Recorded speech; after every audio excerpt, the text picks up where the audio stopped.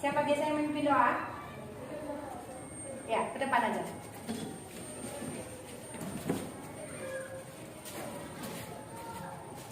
Baik teman-teman, sebelum kita berdoa, marilah kita berdoa dimulai.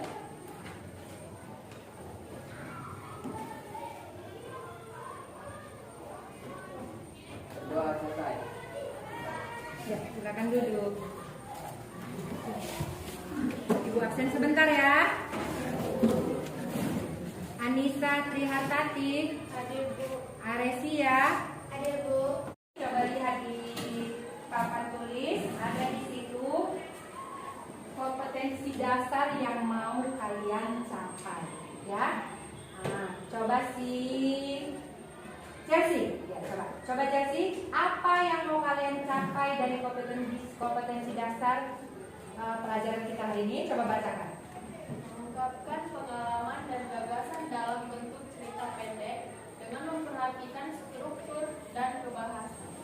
Iya.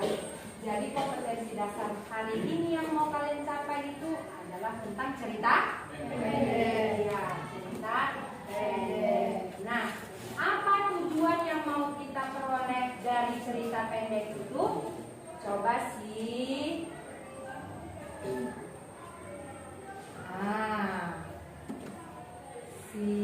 Siapa tadi namanya? Misal, Iya, coba Mikael, bacakan. Apa tujuan yang menjadi pelajaran kita hari ini? tujuan pelajaran peserta di 1. Dapat mengidentifikasi langkah-langkah menulis cerpen. 2. Dapat menentukan urutan gambar yang akan dijadikan cerita pendek. 3. Dapat merancang pengalaman dan gagasan dalam bentuk rangka ide pokok pikiran cerita pendek dengan memperhatikan struktur dan kebahasaan berdasarkan gambar yang disajikan. 3. Dapat mengungkapkan pengalaman dan gagasan dalam bentuk teks cerita pendek dengan memperhatikan struktur dan kebahasaan berdasarkan gambar yang disajikan. 5. Dapat menyajikan pengalaman dan gagasan dalam bentuk teks cerita pendek di depan kelas. Ya, itu adalah tujuan pelajaran yang mau kita capai hari ini. Ya, jadi apa sebenarnya manfaat dari cerita pendek itu sendiri? Coba, Aska, coba baca. Dapat mengekspresikan karya imajinasi sendiri, berbagi dan memperkaya pengalaman hidup, meningkatkan kemampuan berpikir kritis, meningkatkan kemampuan pengembangan bahasa dan komunikasi, meningkatkan rasa percaya diri. Iya, itu adalah manfaat dari cerita pendek jika kamu mempelajarinya dengan benar. Apalagi, satu lagi, seandainya langkah-langkah menulis cerita pendek itu bisa kamu terapkan, kamu bisa menjadi seorang penulis. Nah, jika kamu bisa menjadi seorang penulis, hasil tulisanmu itu bisa kamu jual. Kalau sudah bisa kamu jual, berarti kamu bisa menghasilkan uang sendiri. Iya, banyak manfaatnya kan? Iya, kalau untuk saat ini, inilah yang mau kita capai. Yang pertama, dapat mengekspresikan daya imajinasi sendiri. Berarti dengan mengekspresikan imajinasimu, kamu menuangkan ide-ide pikiran yang di dalam pikiranmu itu dalam bentuk tulisan, dalam bentuk cerita, ya kan? Iya, ya. Nah, untuk pertemuan yang kemarin kita sudah mempelajari tentang struktur cerita pendek. Selain struktur ada kaidah kebahasaannya. Iya, coba siapa dulu satu orang saja. Apa sih cerita pendek itu? Coba siapa yang bisa menyebutkannya? Ya, apa? Cerita pendek atau cerpen mengangkat persoalan kehidupan manusia secara khusus. Ya, coba kuat ulangi. Cerita pendek atau cerpen mengangkat persoalan kehidupan manusia secara khusus. Iya, mengangkat persoalan manusia secara khusus. Ada lagi? Ya, Alurnya tunggal dan lurus. alurnya atau jalan ceritanya tunggal. Iya, siapa lagi? Ya, Tulisannya padat dan jelas. tulisannya padat dan jelas karena dia cerita pendek. Namanya cerita pendek, ya, harus padat dan jelas. Ya, siapa lagi mau menambahkan? Ya, tahu Iya, kata-katanya lebih dari 10.000 kata. Kalau misalnya lebih dari 10.000 kata, berarti dia bukan cerita pendek. Maka cerita pendek itu kata-katanya harus mengandung di bawah 10.000 kata. Untuk struktur cerita pendek itu terdiri dari ada beberapa bagian, ada 4 bagian, ya. Ada orientasi, ada apa lagi? Ada rangkaian peristiwa, kuat lah suaranya. Ada apa? Rangkaian peristiwa. Apa lagi? Komplikasi. Apa lagi? Resolusi. Iya. Di dalam orientasi itu adalah bagian-bagian pengenalan tokoh. Selain tokoh apa lagi? Watak. Iya. Di bagian komplikasi itu adalah bagian-bagian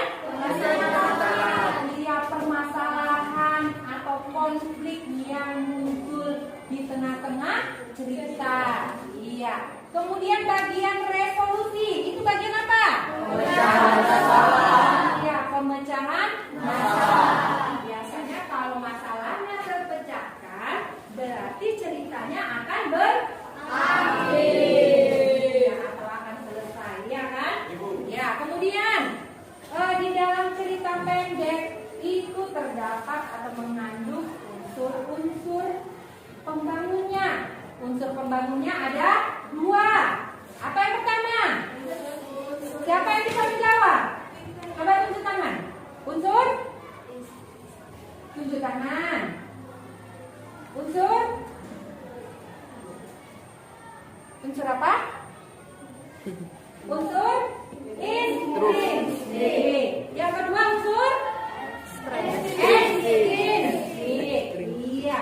Nah, di dalam unsur intrinsik ada beberapa bagian yang harus kita perhatikan. Apa yang pertama? Tema.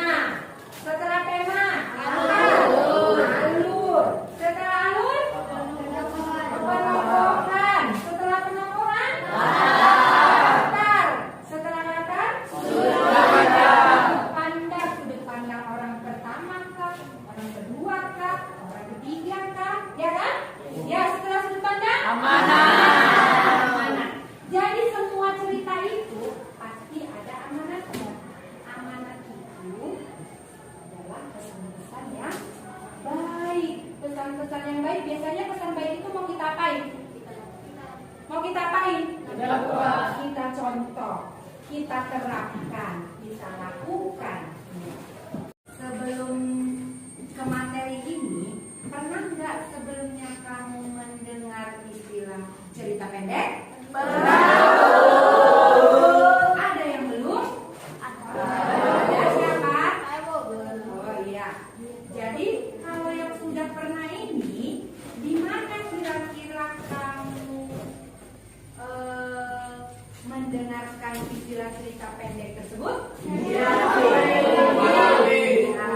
Di mana lagi? Di buku. Di mana kamu membaca bukunya kira-kira? Di rumah nggak ada? Ada. Jadi buku apa di rumah? Di TV. Di TV Nggak ada ya? Kalau di rumah itu biasanya kamu melihatnya di HP ya? Di HP melalui Google, melalui internet, ya, melalui YouTube katanya. Iya. Jadi zaman sekarang itu banyak yang bisa kamu lihat atau kamu searching melalui Google, YouTube, ya kan? Iya, itulah kemudahan dari tahun tinggi zaman sekarang, ya kan? Menggunakan IT, menggunakan alat-alat canggih, mempermudah kita semua mengakses apapun yang kita mau. Kalau zaman ibu dulu atau zaman emak kamu lah dulu ibu bilang, ya kan? Ya kan? Ada emaknya yang seusia ibu? Ada? Lebih tua lagi ya?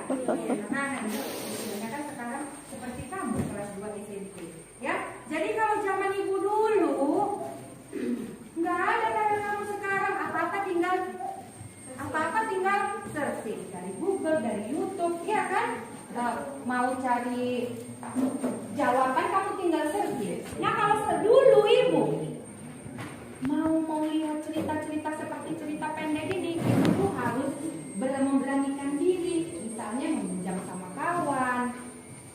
pinjam sama tetangga.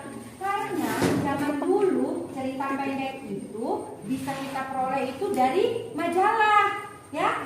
Kalau yang orang yang dulu punya majalah itu adalah orang-orang yang punya duit. Uang. Nah, kalau kayak ibu nggak ada uangnya untuk beli majalah, jadi ibu berpinjam-pinjam lah. Nah, kemudian selain majalah di mana lagi? Di koran. Di koran itu nanti ada dia, misalnya di bagian belakang itu di sebuah rubrik, bagian belakang rubrik ceritanya. Di situ nanti bisa ditemukan cerita pendek, ya. Nah, cuman dia di sebuah kolom dan ceritanya singkat. Namanya cerita pendek. Cerita yang dibaca habis sekali duduk harus baca. Iya. Itulah sakitnya dulu. Kalau sekarang enak kamu, ya. Jadi untuk selanjutnya coba perhatikan di layar papan tulis. Di situ ada gambar, ada beberapa gambar. Coba perhatikan ya, sambil diingat gambarnya. Ini gambar A, gambar B, ini yang C, ini D, selanjutnya ada ini yang cerah. Ingat, dari gambar-gambar ini gambar ini bisa kita rangkai menjadi sebuah cerita. Tetapi gambar ini kalau diperhatikan ini belum berurut, belum sesuai dengan urutan yang sebenarnya, ya.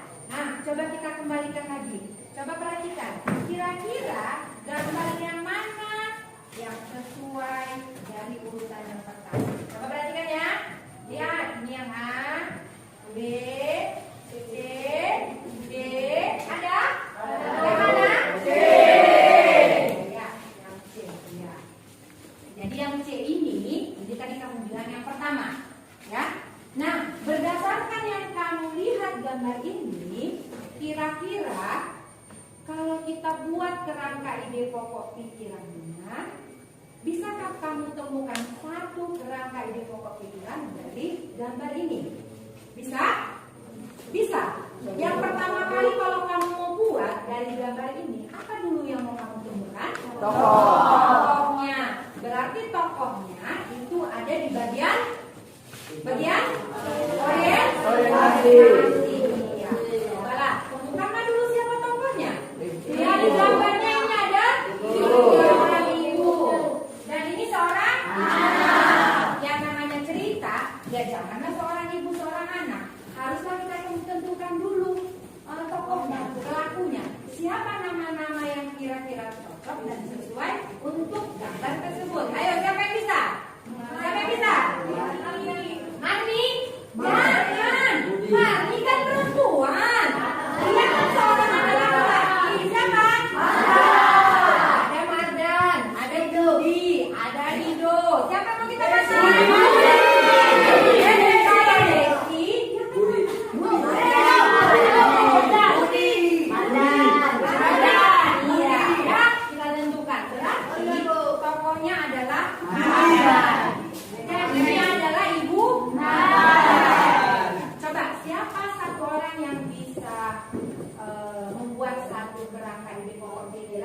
Dari si Mardan dan si Bu Mardan. Siapa? Ayo, siapa? Pasca? Ya. Pada waktu di dekat tepi danau, Ibu Mardan menemani Mardan sedang bermain layangan. Iya, pada waktu di tepi danau, Ibu Mardan menemani Mardan bermain layangan. Coba kita ganti kalimatnya ya. Mardan bermain layangan ditemani oleh ibunya.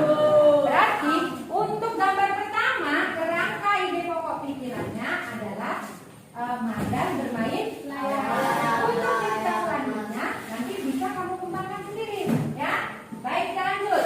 Lihat gambar untuk urutan yang kedua.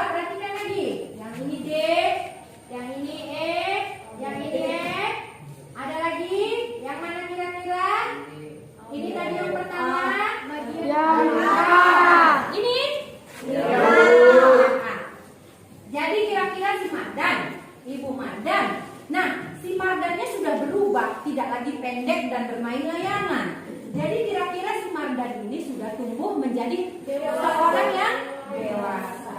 Iya, perhatikan gambarnya. Apa yang kamu temukan dari gambar tersebut?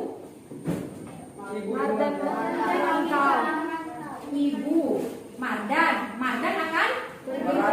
akan pergi merantau. Iya, coba buat dulu satu kalimat yang bisa dijadikan kerangka ide pokok pikiran. Siapa yang bisa? Siapa? Si Deborah. Iya, coba Deborah. Ketika Mardan sudah beranjak dewasa, ia memutuskan untuk merantau agar memenuhi kebutuhan mereka. Iya, bisa.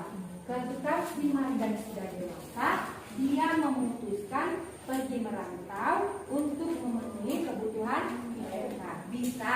Nanti dikembangkan lagi ceritanya, tapi sesuai dengan gambar, ya.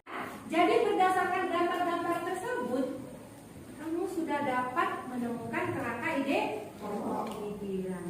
Dari kerangka ide pokok pikiran tadi, bisa kamu rangkai menjadi sebuah cerita. Nah, tapi tetap memperhatikan struktur ceritanya. Apa saja tadi cerita apa? Struktur ceritanya? Orientasi, komunikasi, dan resolusi.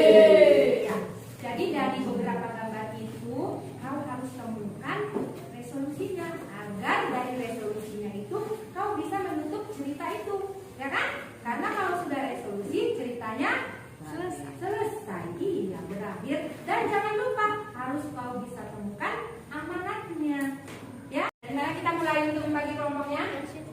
Dari si Gracia, dari Gracia sampai ke sana berbentuk ular. Udah, berarti Gracia menyebutkan pisang. Jika Gracia menyebutkan pisang, maka Pasca jeruk, ya. Maka si Ricardo apel, maka Moses salak. Begitu selanjutnya sampai habis nama buahnya. Ya, mengerti? Ingat tadi setelah sebutkan, ingat nama buahmu. Ya, yuk mulai Gracia. Apel. Salam. Timun. Pisang. Apa? Jeruk. Ya, apel. Ya, dia dibuatkan buahnya. Buatkan beda.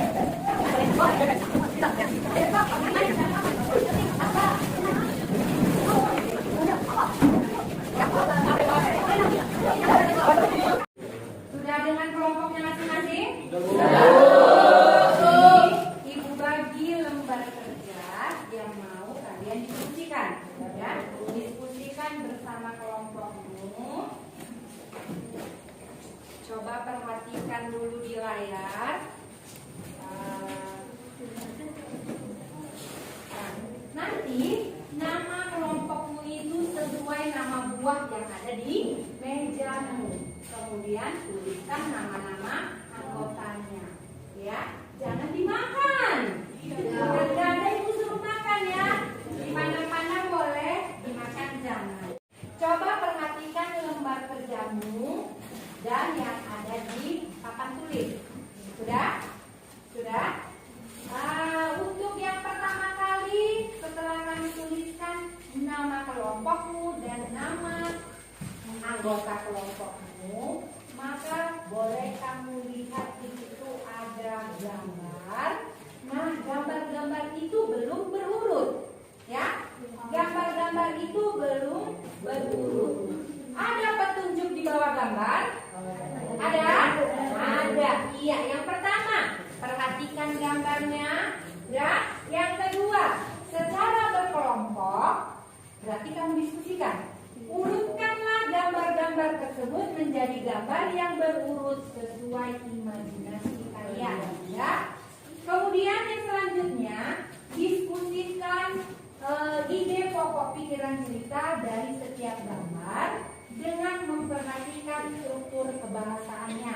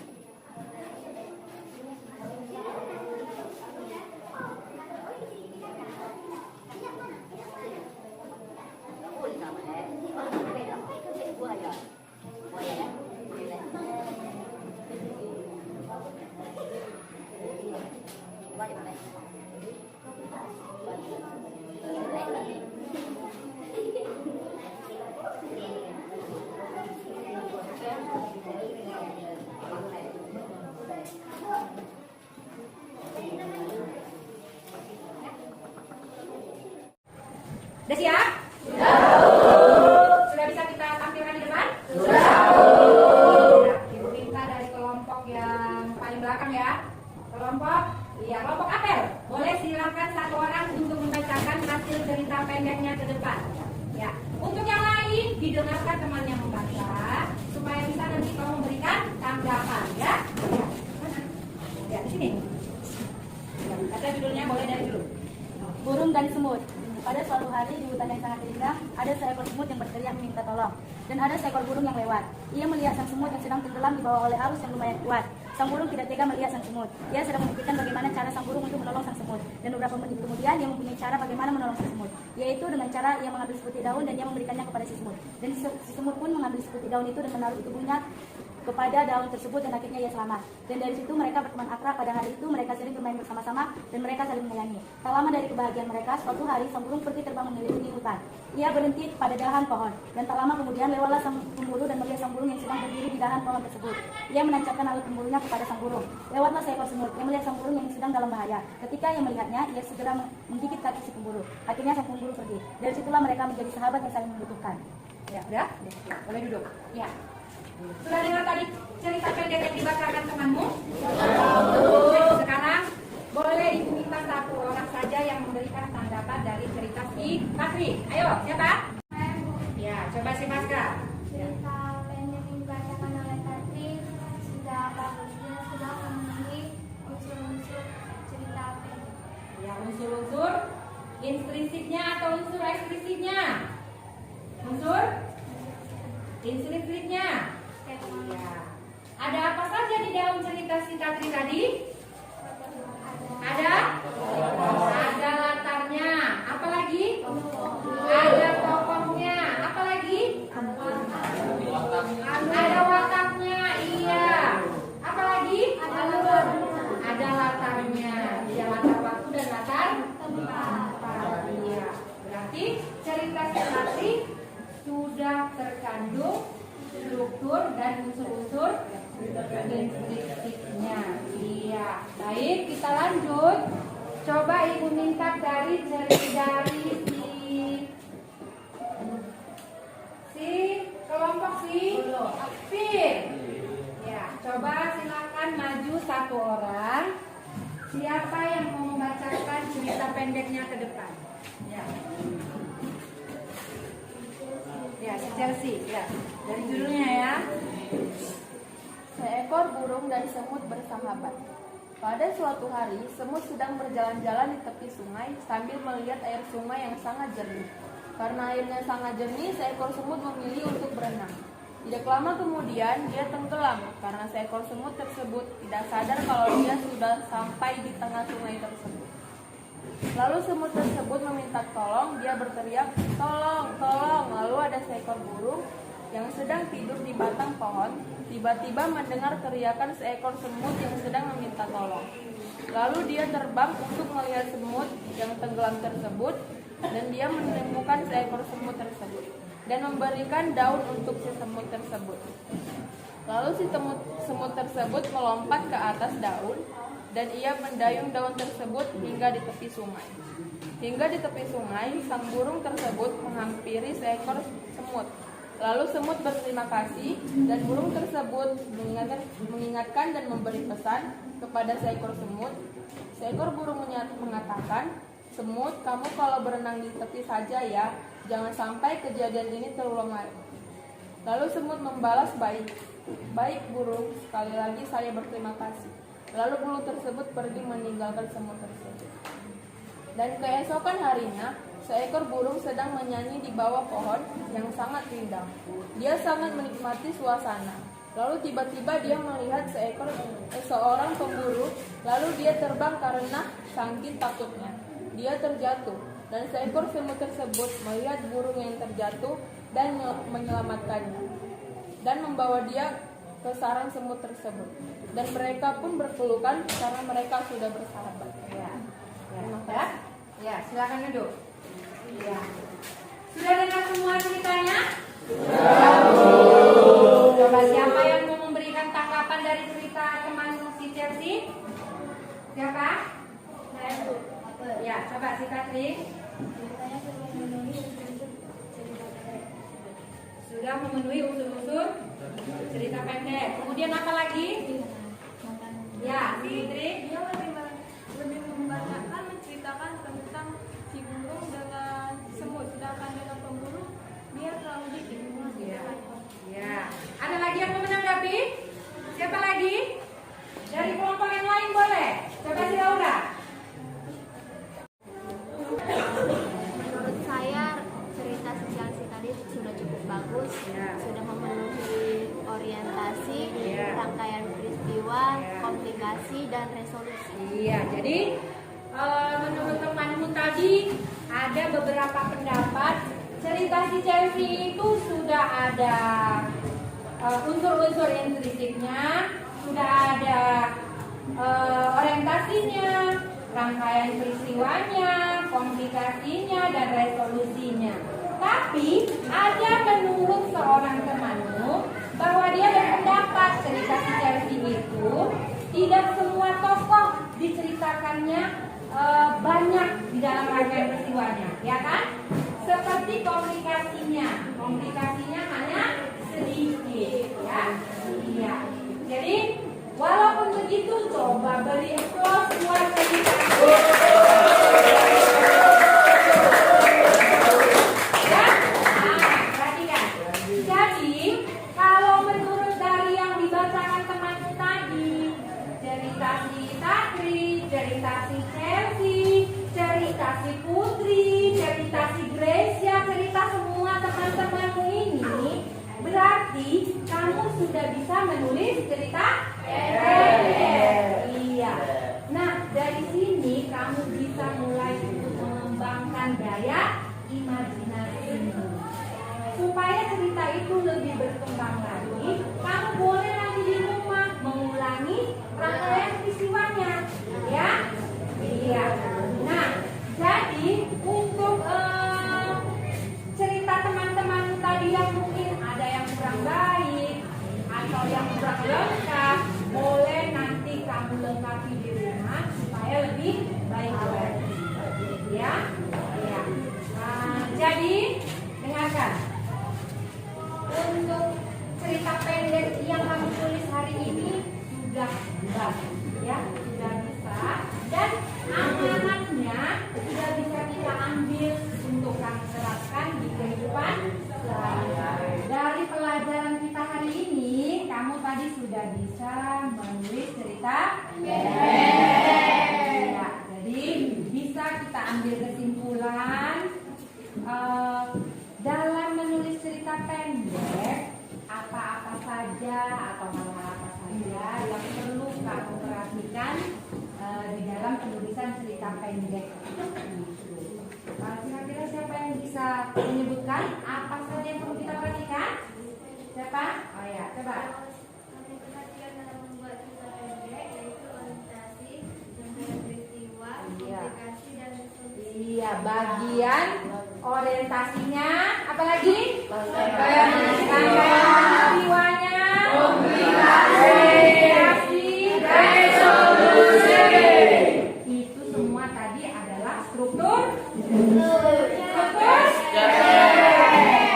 atau cerpen. Iya. Nah, selain itu ada lagi yang perlu kita perhatikan, langkah-langkah untuk menulis cerita pendek. Nah, apa saja langkah-langkah yang perlu kita ikuti dalam menulis cerita pendek? Kira-kira siapa yang mau menyebutkan? Ya, coba. Yang pakai sudut. Menentukan tema. Ya, menentukan tema. Apalagi? Menentukan latar. Ya, apalagi? Siapa lagi yang bisa? Ya, coba si Jonathan.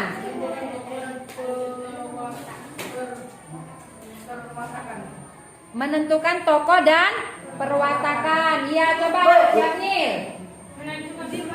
Menentukan sudut pandang. Untuk melihat hasil kegiatan kita ini, Ibu meminta tanggapan dari kamu. Bagaimana kegiatan proses pembelajaran kita hari ini? Ya, Ayo, coba siapa yang mau memberi tanggapan? Coba siapa? Tatri? Putri? Oh ya, Putri. Saya senang karena dapat tahu alur atau struktur cerita cerpen yang Ibu jelaskan kepada kami. Oh iya, si Putri sudah memahami bagian alur bagaimana membuat cerita pendek. Si Deborah. Iya, si Deborah paham langkah-langkah menulis cerpen. Coba si Tatri. Oh, si Tatri tidak suka dia pelajaran menulis cerita pendek. Kira-kira kenapa Tatri? Oh, bikin ngantuk katanya. Iya. Kira-kira nanti untuk kedepannya Ibu akan mencari metode atau mencari cara bagaimana caranya supaya si Tatri suka menulis cerita pendek. Ya, coba si Pasca. Saya senang dengan materi pelajaran hari ini. Oh, senang si Pasca dengan materi pelajaran hari ini. Kira-kira kenapa Pasca? Oh, menyenangkan. Berarti si Pasca suka dia dengan cerita-cerita ya. Berarti bukan cerita pendek aja dia suka ya kan? Iya. Ada lagi Aresia? Saya tidak suka membagi kelompok. Ya kenapa Aresia? Oh iya. Berarti si Aresia tidak senang dengan si Ricardo? Iya. Nanti kalau kegiatan sekali lagi si Aresia kita pisahkan. Ibu pisahkan kok sama si Ricardo ya. Iya baik. Iya baik ya. Untuk kegiatan pelajaran kita hari ini cukup sampai di sini. Jangan lupa untuk tugas kamu boleh kamu buka. Nanti Ibu kirim tugas kamu itu yang berkaitan dengan cerita pendek. Nanti Ibu buat linknya, Ibu kirimkan ke Gmail kalian masing-masing. Nah, di rumah nanti coba buka handphonenya di rumah, periksa Gmailnya. Kalau sudah sampai itu linknya ke Gmail kamu, boleh kamu kerjakan ya, sesuai dengan yang kamu peroleh hari ini. Begitu cara pengerjaannya ya. Ikuti langkah-langkahnya di situ nanti, baca petunjuknya dan kerjakan. Bila perlu, hasilnya lebih baik dari yang hasil hari ini. Ya, iya. Jadi jangan lupa periksa di rumah, ya. Ya. Untuk pertemuan selanjutnya, nanti kita akan mempelajari cerita pendek ini, menceritakan cerita pendek ke depan hanya berdasarkan gambar, ya, tanpa kamu menulisnya lagi. Jadi berdasarkan gambar-gambar itu, kamu menceritakannya ke depan dengan kelompokmu, ya. Ya, jadi disiapkan untuk pertemuan selanjutnya. Untuk hari ini selesai. Sebelum kita pulang, kita berdoa terlebih dahulu, bersyukur pada Tuhan karena kita sudah belajar pada hari ini dan masih diberi kesehatan. Siapa yang pimpin doa? Iya, Moses, boleh berdiri. Di sini, di sini. Cepat.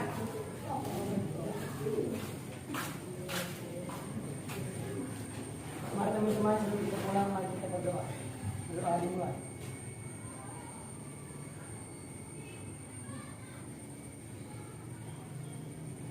Berdoa selesai. Ya. Boleh kita berdoa. Ya. Jadi jangan lupa tugasnya diperiksa ya. Ya.